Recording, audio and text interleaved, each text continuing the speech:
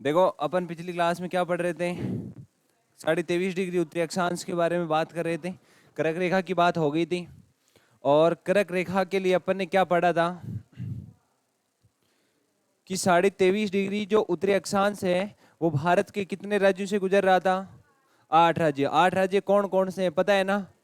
कौन कौन से हैं? गुजरात, राजस्थान, मध्य प्रदेश, छत्तीसगढ़,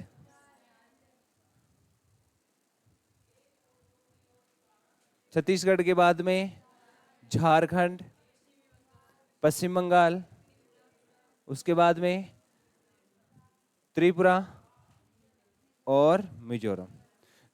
8 राज्यों से गुजर रही थी, पता है ना सबको। और मैंने बताया था कि भाई कर्क रेखा के उत्तर में तो जो प्रभाव लगता है ना वो कौन सा प्रभाव होता है? समकारी या महाद्वीपीय?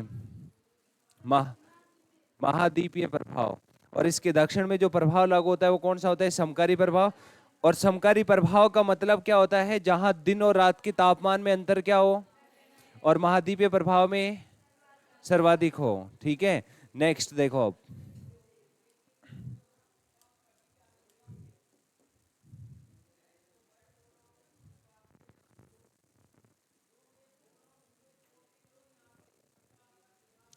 मैप दिख रहा है ना सबको?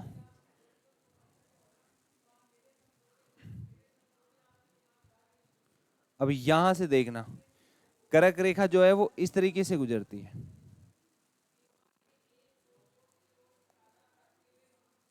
हो गए? अब इसमें कौन कौन से राज्य हैं वो मैंने आपको पहले बता ही दिया था। और इसमें देखना एक बार, यहां पर ये राज्य कौन सा है? मध्य प्रदेश है। और ये कौन सा है? ये गुजरात, राजस्थान, मध्य प्रदेश, ये छत्तीसगढ़, ये ये और ये मिजोरम। 8 राज्य हो गए ना। अब देखो अपन बात करें किसकी? 82.5 डिग्री पूर्वी देशांतर की। किसकी बात करेंगे? 82.5 डिग्री पूर्वी देशांतर। और आप सबको पता है कि 82.5 डिग्री पूर्वी देशांतर को अपन क्या कहते हैं? मानक समय रेखा कहते हैं। क्या कहते हैं? किसकी बात कर रहा हूं मैं? 82.5 डिग्री पूर्वी देशांतर की। और ये 82.5 डिग्री पूर्वी देशांतर जो है ना, इसको किस नाम से जाना जाता है? भारतीय मानक समय रेखा। और भारतीय मानक समय रेखा जो समय माना जाता है वो कहां से लिया जाता है? प्रयागराज की नैनी शहर से। कहां से? प्रयागराज, नैनी। और ये जो मिर्जापुर जिला है वहां पर है। यहां से क्या किया जाता है? भारत का समय लिया जाता है। और भारतीय मानक समय रेखा जो है ना वो भारत के कितने राज्यों से गुजरती है? 5 राज्य। और 5 राज्यों का आपसे पूछा जाए तो सबसे पहले कौन सा आता है? बताओ। उत्तर प्रदेश। उत्तर प्रदेश के बाद में मध्य प्रदेश। मध्य प्रदेश के बाद में छत्तीसगढ़। और छत्तीसगढ़ के बाद में बात करें तो उड़ीसा। और उड़ीसा के बाद में कौन सा आ जाएगा? आंध्र प्रदेश। आपसे सीधा सा यही है कि कर्क रेखा जो है ना वो कितने राज्यों से गुजरती है? 8 राज्यों से। और 82.5 डिग्री पूर्व देशांतर बोले तो भारतीय मानक समय रेखा कितने राज्यों से गुजरती है? 5 राज्य। अब ये 5 राज्यों की लोकेशन कहाँ है वो देखना इधर। जैसे मैंने कहा ये राज्य कौन सा है? उत्तर प्रदेश, ये मध्य प्रदेश, ये छत्तीसगढ़, ये है। ये बताओ। और ये उड़ीसा। ये कौन सा है? आंध्र प्रदेश। ये कौन सा है? उत्तर प्रदेश। ये कौन सा है? ये कौन सा है? छत्तीसगढ़। तो ये वाली जो रेखा है ना वो कहां से गुजरती है? वो इस तरीके से गुजरती है, यूं। बता दोगे? अब इसमें देखो ये दोनों एक दूसरे से कहां पर मिलती है?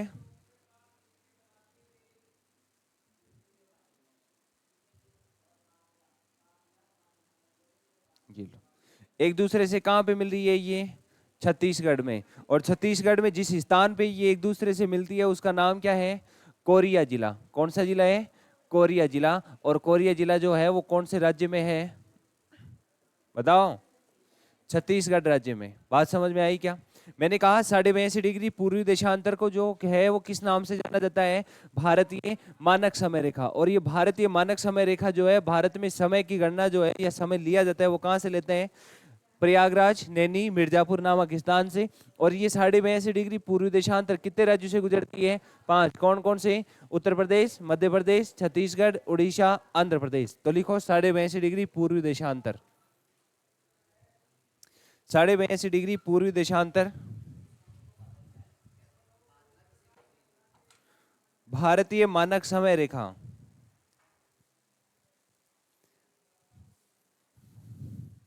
भारतीय मानक समय रेखा।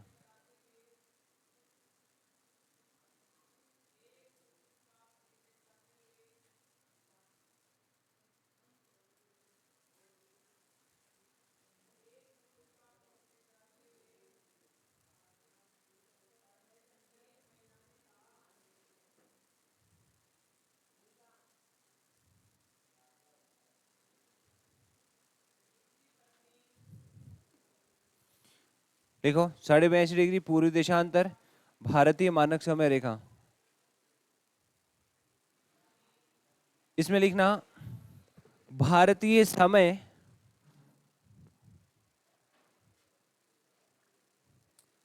प्रयागराज की नैनी शहर से लिया जाता है। प्रयागराज की नैनी शहर से लिया जाता है, यह माना जाता है। नेक्स्ट लिखना भारतीय मानक समय रेखा। भारतीय मानक समय रेखा 5 राज्यों से गुजरती है।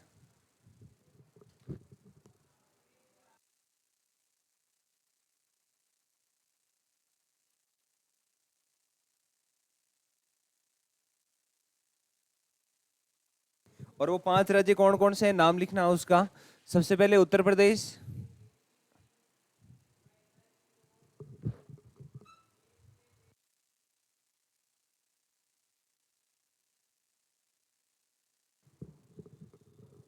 उत्तर प्रदेश, मध्य प्रदेश, उत्तर प्रदेश, मध्य प्रदेश, छत्तीसगढ़,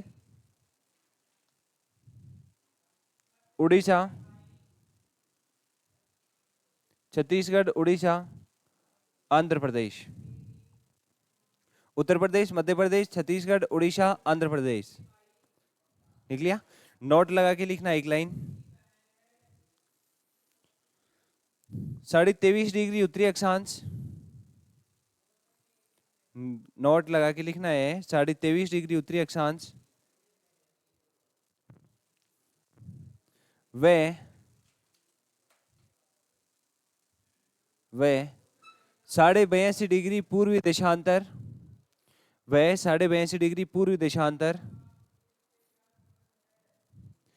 एक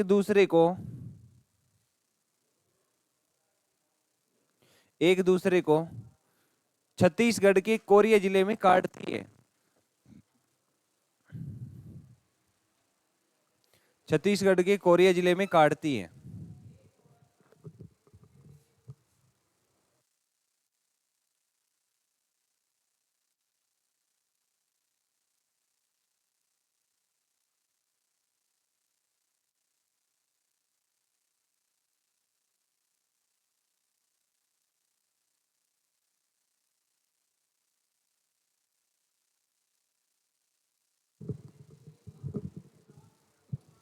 हो गया?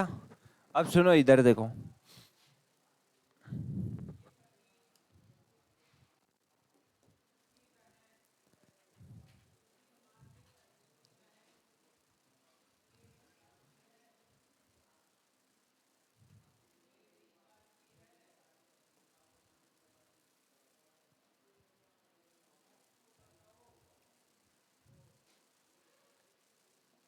इस मैप के अंतर्गत ये वाला स्टेट जो है ना, ये कौन सा है? हाँ बताओ। उत्तर प्रदेश है ना। अब उत्तर प्रदेश जो है ना, इसके चारों ओर जो स्टेट है वो कौन कौन से है? देखो यहां पे देखो, ये कौन सा है? हाँ उत्तराखंड। कौन सा है? उत्तराखंड। उत्तराखंड के बाद में ये कौन सा है? हरियाणा, हरियाणा के बाद में ये राजस्थान, और फिर उसके बाद में अगर अपन बात करें यहां पर ये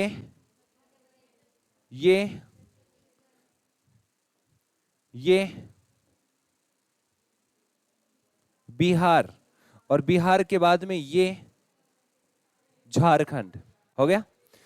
अब देखो इनकी संख्या काउंट करो, 3 तो ये हो गए, 3 ये हो गए, कितने हुए 6, और एक ये हो गया 7, और एक ये हो गया, क्या नाम है इसका, हिमाचल प्रदेश। तो देखना यहां पे मैं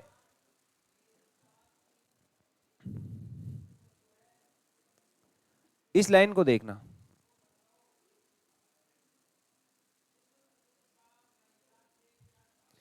ये जो मैंने अलग से इस ग्रीन के अलावा जो भी कलर किए ना, ये सारे इसकी सीमा पर स्थित है कि नहीं है क्या? तो मेरा आपसे क्वेश्चन ये है कि भारत का वह कौन सा राज्य है जो सर्वाधिक अन्य राज्यों के साथ सीमा बनाता है? कौन सा है? कौन सा है? उत्तर प्रदेश। बताओ बात समझ में आई क्या, मैंने क्या कहा है? सर्वाधिक राज्यों के साथ, सर्वाधिक राज्यों के साथ सीमा बनाने वाला राज्य कौन सा है? बताओ। उत्तर प्रदेश। और ये उत्तर प्रदेश कितने राज्यों के साथ, कितने अन्य राज्यों के साथ सीमा बनाता है? 8 अन्य राज्यों के साथ। और 8 कौन कौन से हैं पता है क्या? देखो सुनो, यहां से देखो, सबसे पहले उत्तराखंड, फिर उसके बाद में हिमाचल प्रदेश, उसके बाद में हरियाणा, हरियाणा के बाद में राजस्थान, राजस्थान के बाद में मध्य प्रदेश, मध्य प्रदेश के बाद छत्तीसगढ़, छत्तीसगढ़ के बाद में झारखंड, और झारखंड के बाद में बिहार। कितने हो गए? 8। 8 भारतीय राज्य हैं जो क्या करते हैं, सीमा बनाते हैं, किसके साथ? उत्तर प्रदेश के साथ। तो मेरा आपसे क्वेश्चन ये है कि भारत का वह कौन सा राज्य है जो अन्य सर्वाधिक अन्य राज्यों के साथ सीमा साझा करता है? तो आप क्या बताएंगे? उत्तर प्रदेश। उत्तर प्रदेश कितने राज्यों के साथ सीमा बना रहे हैं?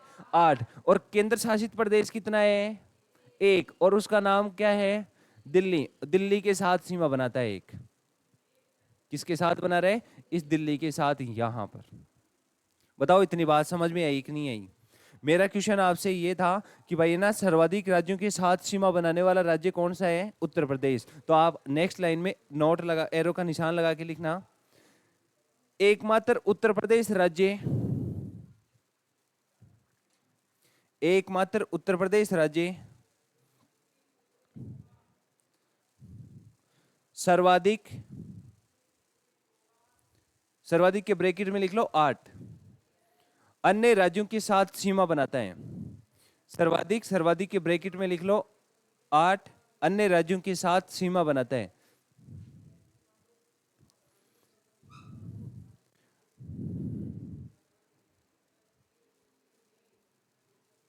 हो गया क्या? अब इसमें 8 कौन कौन से हैं वो लिखो, उत्तराखंड, हिमाचल प्रदेश, हरियाणा, राजस्थान, मध्य प्रदेश, छत्तीसगढ़, झारखंड, बिहार।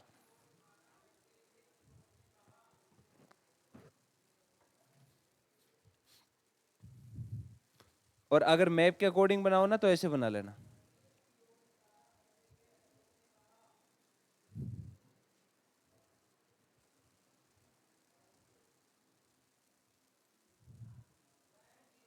ये लो,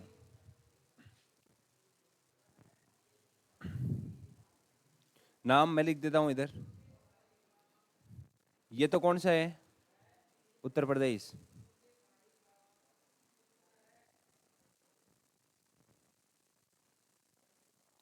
ये उत्तराखंड। ये कौन सा है? हिमाचल प्रदेश। ये हरियाणा। ये राजस्थान। ये कौन सा है? मध्य प्रदेश। ये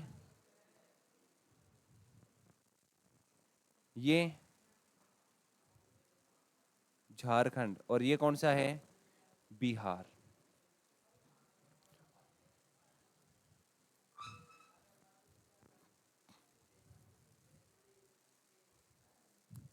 मैप में जैसा मैंने बनाया ना वैसा आप अपनी नोटबुक में बना लो।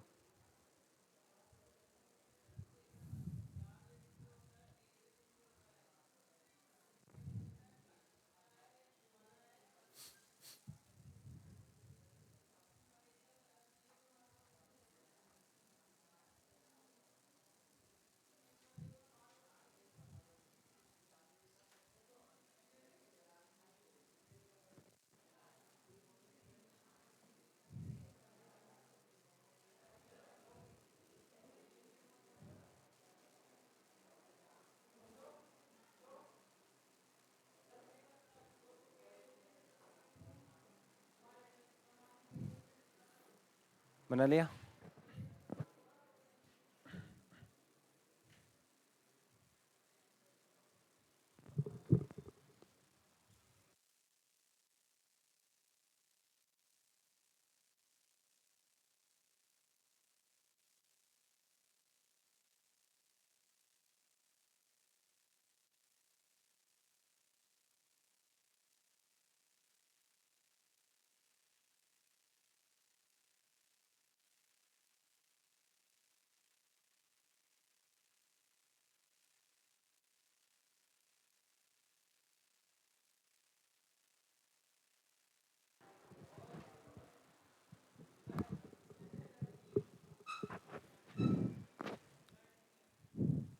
हो गया क्या ये कंप्लीट? अब देखो आगे, नेक्स्ट अपन बात करें कि यहां पे आपको ये वाला देखो, उत्तर प्रदेश का ये स्थान दिख रहा है क्या, ये जिसको मैंने यहां कलर किया है,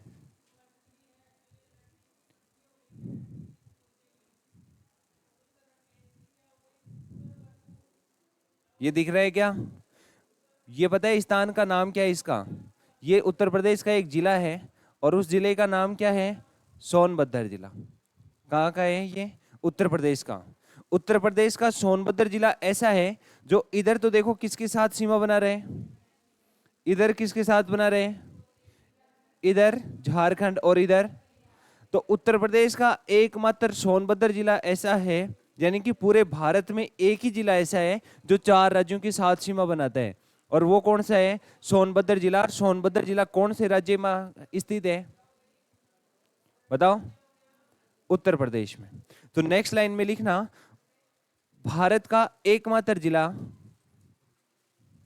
भारत का एकमात्र जिला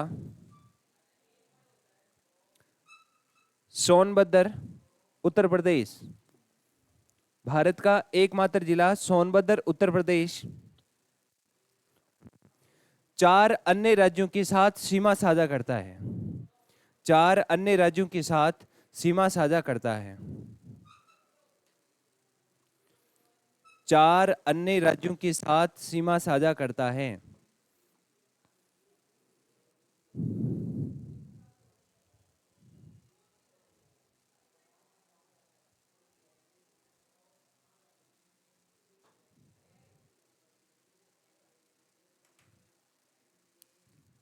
हो गया? अभी ना इस तरीके से बना दो, ये सोनभद्र जिला है और 4 राज्य ये है। मैप जितने बनाओगे ना ज्योग्राफी में, उतना ही काम आसान हो जाएगा।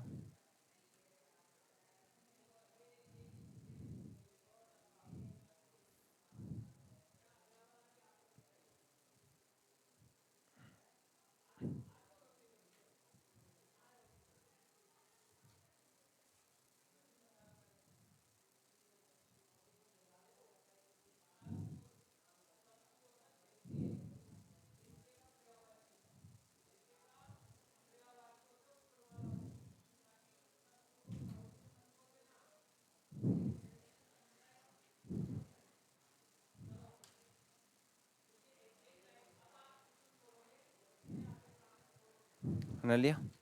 हो गया? अब देखो नेक्स्ट सुनो, केंद्र शासित प्रदेश करवा दिया था, नहीं करवाया था? अब सुनो इधर, ये दोनों समझ में आ गए ना? देखो अपन पहला क्या पढ़े, 82.5 डिग्री पूर्वी देशांतर जो है वो भारत की मानक समय रेखा है, और भारत का समय की गणना कहाँ से करते हैं? प्रयागराज की नैनी शहर, जिला पूछे तो मिर्जापुर जिले से करते हैं। और कितने राज्यों से गुजरती है? 5 राज्य। कौन कौन से? उत्तर प्रदेश, मध्य प्रदेश, छत्तीसगढ़, उड़ीसा, आंध्र प्रदेश। फिर उसके बाद में अपन ने बात करी सर्वाधिक अन्य राज्यों के साथ सीमा बनाने वाला जो राज्य है वो कौन सा है? उत्तर प्रदेश। कितने राज्यों के साथ बनाता है? 8। कौन कौन से? उत्तराखंड, हिमाचल प्रदेश, हरियाणा, राजस्थान, मध्य प्रदेश, छत्तीसगढ़, झारखंड और बिहार के साथ। और एकमात्र है ना केंद्र शासित प्रदेश है जो जिसके साथ सीमा बनाता है, वो कौन सा है? दिल्ली है। और अगर अपन बात करें सर्वाधिक जिलों के साथ सीमा बनाने वाला, तो वो कौन सा है? सोनभद्र जिला। और सोनभद्र जिला जो है वो कौन से राज्य का है? उत्तर प्रदेश का। जो किस किस के साथ में सीमा बनाता है? मध्य प्रदेश, छत्तीसगढ़, झारखंड, बिहार। मध्य प्रदेश, छत्तीसगढ़, झारखंड, बिहार के साथ सीमा बनाता है। बता देंगे? अब सुनिएगा इधर, अब अपन बात करते हैं केंद्र शासित प्रदेश की। और केंद्र शासित प्रदेश का मतलब क्या होता है पता है ना? जिसकी शासन व्यवस्था किसके अधीन हो? केंद्र सरकार के अधीन हो। और केंद्र शासित प्रदेश की वर्तमान में संख्या की बात करते हैं तो वो कितनी है? 8। कितने केंद्र शासित प्रदेश हैं? 8। अब सुनना, सबसे पहले बात करें तो जम्मू कश्मीर, 2 नंबर पे लद्दाख, उसके बाद में दिल्ली, और एक हो जाएगा कौन सा? चंडीगढ़।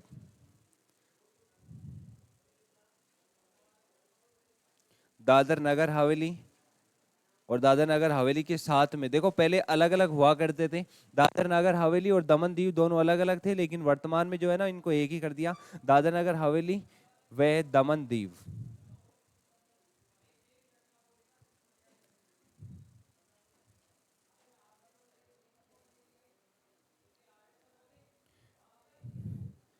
फिर उसके बाद में बात करें तो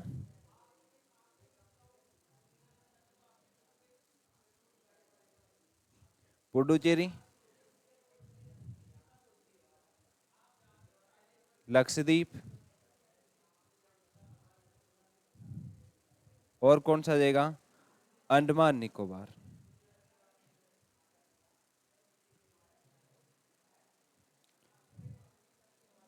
कितने हो गए टोटल?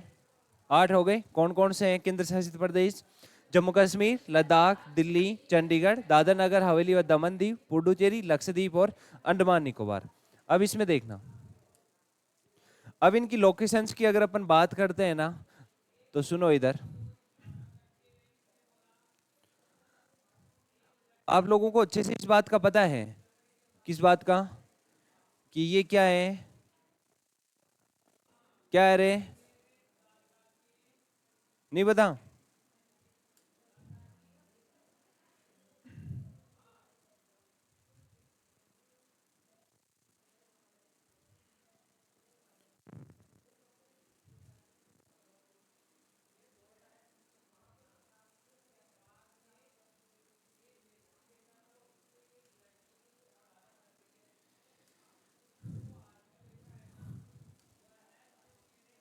ये यहाँ पे क्या है?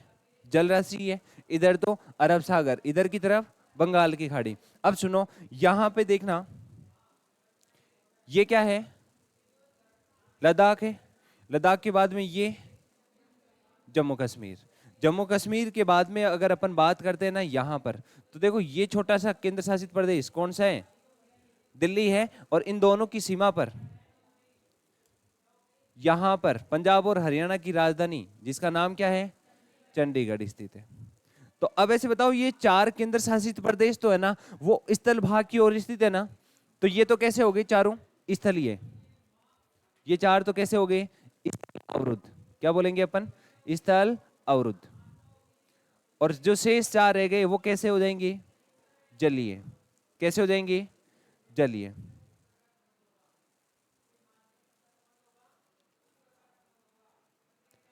अब इसमें देखना,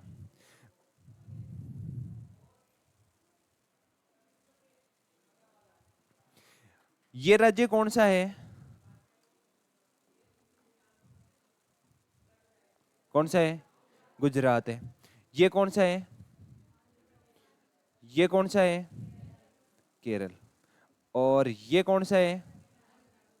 कौन सा है? तमिलनाडु। अब सुनो, यहां पर एक स्थान यहां है, एक स्थान यहां है, ठीक है। इसमें से ये तो सबसे पहले तो है दमन, और दमन के बाद में यहां पर जो स्थान है ना, ये कौन सा है? दीव। ये तो हो गया कौन सा? दमन और दीव। दमन और दीव तो पूर्ण रूप से किसकी सीमा पर है? गुजरात की सीमा पर। इसके बाद में देखो यहां पर कौन सा राज्य है? महाराष्ट्र है। और महाराष्ट्र और गुजरात की सीमा पर यहां एक स्थान तो है दादर, और एक का नाम है नगर, दादर नगर हवेली। ये स्थान गुजरात और इसकी हरियाणा का जो सीमावर्ती क्षेत्र है, इनकी सीमा पर स्थित है। बता दोगे ना इस तरीके से? फिर उसके बाद में अगर अपन बात करें यहां, तो देखो इधर जो है केरल के अंदर एक स्थान है, ये एक ही है, एक यहाँ है और एक इधर एक इधर। कितने हो गए? ये 4 हो गए ना। अब इन 4 में है कौन कौन से? तो देखो इसका तो नाम है भाई यनम। क्या नाम है? यनम। जो कौन से राज्य में स्थित है? आंध्र प्रदेश राज्य में है। कौन से राज्य में है? आंध्र प्रदेश। फिर उसके बाद में इसकी बात करते हैं तो ये कौन सा है? कराईकल। और कराईकल के बाद में यहां पर ये स्थान है, ये कौन सा है? पुडुचेरी।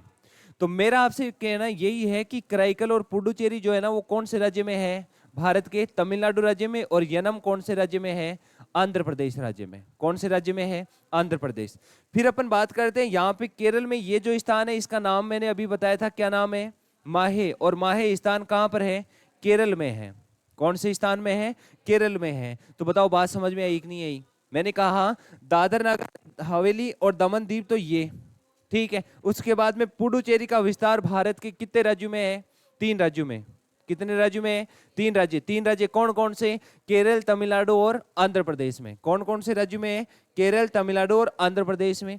केरल में इसका स्थान है, उसका नाम क्या है? माहे। तमिलनाडु में स्थान है, उसका नाम क्या है? कराईकल और पुडुचेरी। और आंध्र प्रदेश में जो है उसका नाम क्या है? यनम है। बता देंगे। उसके बाद में देखना इधर, यहां ये छोटे छोटे द्वीपनुमा जो संरचनाएं हैं और इधर है कुछ ये इस तरीके से, इनका नाम क्या है? ये तो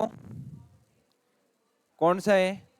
लक्षद्वीप। और ये लक्षद्वीप की स्थिति की बात करें तो ये कहां स्थित है?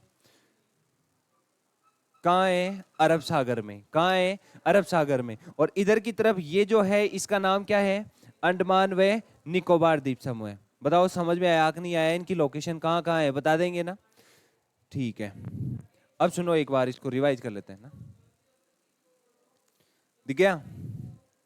अब इसमें देखो आराम से, ये 4 हो गए। यहां पे ये तो कौन सा है? जम्मू कश्मीर। ये और ये कौन सा है? लद्दाख। जम्मू कश्मीर, दिल्ली और लद्दाख जो केंद्र शासित प्रदेश हैं, जम्मू कश्मीर, लद्दाख, चंडीगढ़ और दिल्ली, ये तो कैसे हैं? स्थल अवरुद्ध है यानी स्थलीय है।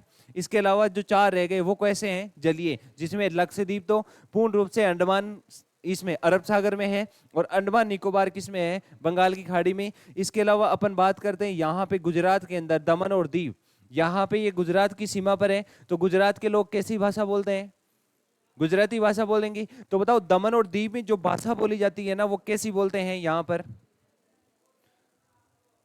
गुजराती भाषा।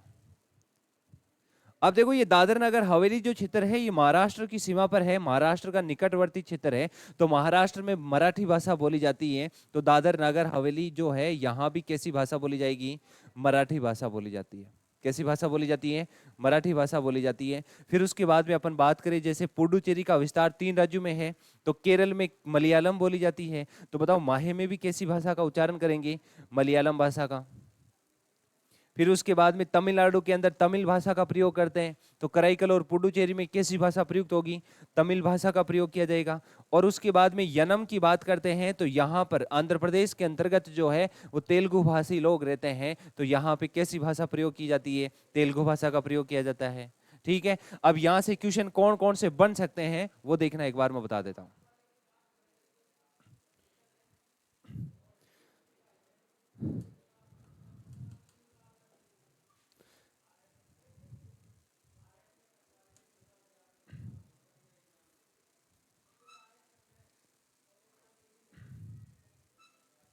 देखो सुनो, अपन बात करें सबसे पहला मेरा क्वेश्चन ये है कि क्षेत्रफल की दृष्टि से सबसे बड़ा, सबसे बड़ा। फिर अपन बात करेंगे दूसरा क्वेश्चन सबसे छोटा। सबसे छोटा और सबसे बड़ा क्या? केंद्र शासित प्रदेश। जो किस किस की दृष्टि से हो सकता है? वो एक तो क्षेत्रफल में हो सकता है और एक जनसंख्या में हो सकता है। और वही बात है, छोटा भी किस में हो सकता है? क्षेत्रफल में। और किस में हो सकता है? जनसंख्या में। तो क्षेत्रफल की दृष्टि से छोटा तो कौन सा है? बताओ देखिए। लक्षद्वीप है। क्षेत्रफल की दृष्टि से सबसे बड़ा केंद्र शासित प्रदेश की बात करते हैं ना तो वो कौन सा है? लद्दाख। क्षेत्रफल की दृष्टि से सबसे छोटा केंद्र शासित प्रदेश की बात करें तो वो कौन सा है? कौन सा है? लक्षद्वीप। अगर अपन जनसंख्या की दृष्टि से सबसे बड़े केंद्र शासित प्रदेश की बात करते हैं तो वो कौन सा है? दिल्ली। और अगर जनसंख्या की दृष्टि से सबसे छोटे केंद्र शासित प्रदेश की बात करें तो वो कौन सा है? कौन सा है? लक्षद्वीप ही है। बता दोगे इस तरीके से? फिर उसके बाद में देखो 4 क्वेश्चन तो ये हो गए, सही है। फिर उसके बाद में आपसे पूछा जा सकता है कि इस पुडुचेरी का विस्तार है ना भारत के कितने राज्यों में है? 3 राज्य। 3 राज्य कौन कौन से हैं? तमिलनाडु, आंध्र प्रदेश और उसके बाद में केरल। केरल में जो स्थान है वो कौन सा था? माहे। आंध्र प्रदेश में कौन सा था? यनम। और तमिलनाडु में जो स्थान था वो कौन कौन से थे? बताओ। कराईकल और पुडुचेरी। कराईकल और पुडुचेरी ये स्थान है।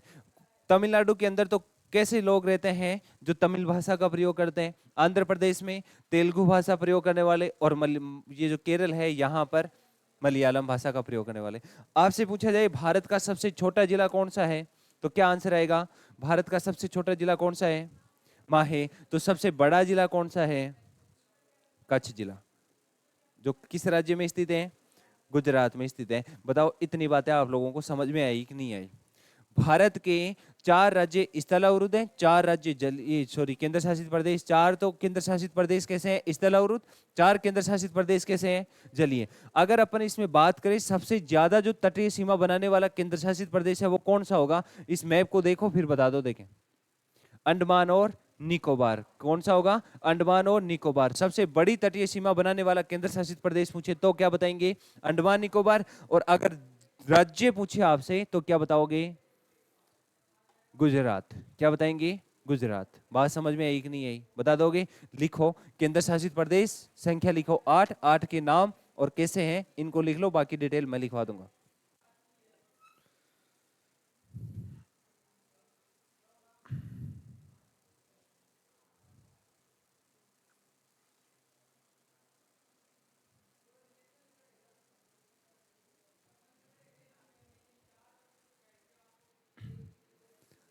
बनाओ इसको, लिखो जल्दी से।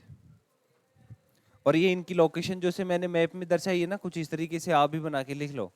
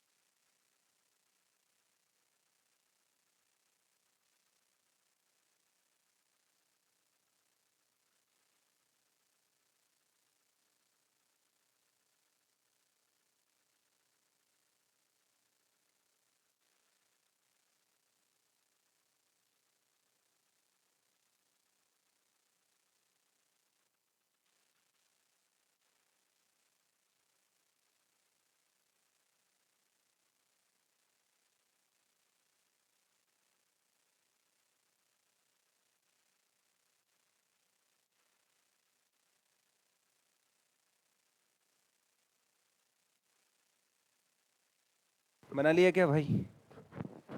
लिख लिया रे इसको? ठीक है, लिखो। नेक्स्ट, एकमात्र केंद्र शासित प्रदेश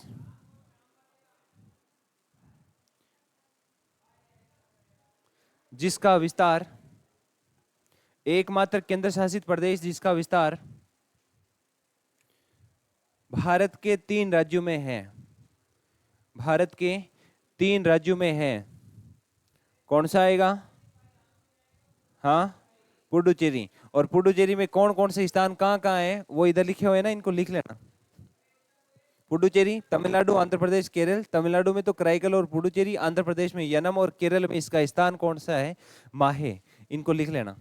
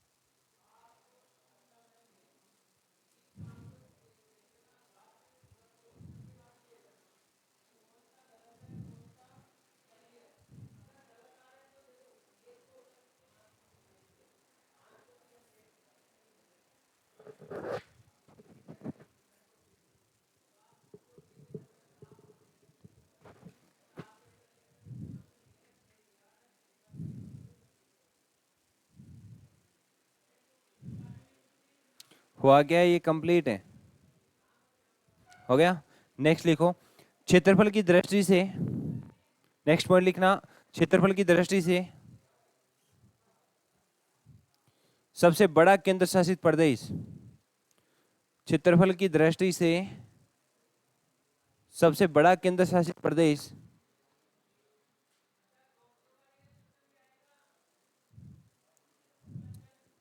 नाम लिख दो, लद्दाख। फिर लिखना, क्षेत्रफल की दृष्टि से सबसे छोटा केंद्र शासित प्रदेश, क्षेत्रफल की दृष्टि से सबसे छोटा केंद्र शासित प्रदेश लक्षद्वीप।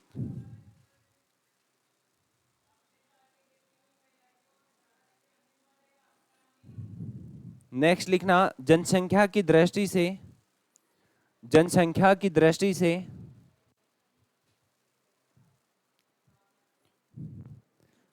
सबसे बड़ा केंद्र शासित प्रदेश, जनसंख्या की दृष्टि से सबसे बड़ा केंद्र शासित प्रदेश दिल्ली।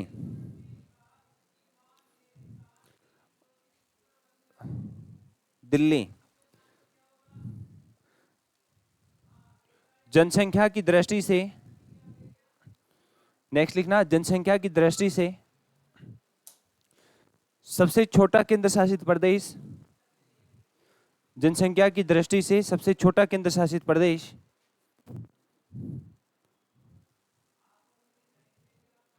लक्षद्वीप। नेक्स्ट लिखना, भारत का सबसे बड़ा जिला, भारत का सबसे बड़ा जिला कच्छ जिला गुजरात, कच्छ जिला गुजरात। नेक्स्ट, भारत का सबसे छोटा जिला, भारत का सबसे छोटा जिला माहे।